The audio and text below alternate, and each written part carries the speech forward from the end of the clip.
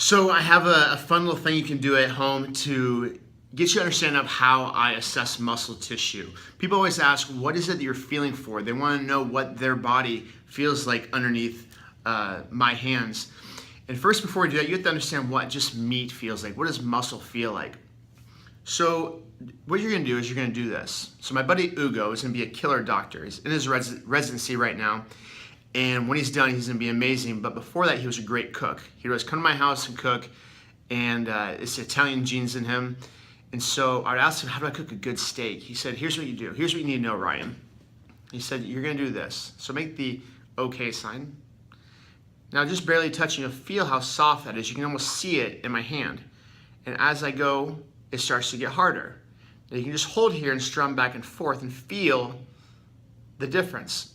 And so he would say, this right here, as you barely touch, is rare. Medium rare, medium to well done.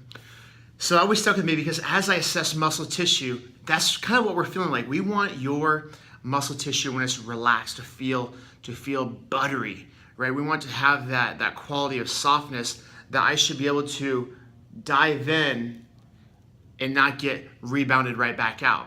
Now again, with that said, there are areas, for instance, let's take a look right here. Grab this part of your forearm and just strum back and forth like a guitar. You feel that kind of feels gristly? That is just the shape of the muscle. It's called it's this wad of muscles that come in through here to make it the extensors. So they will feel like that.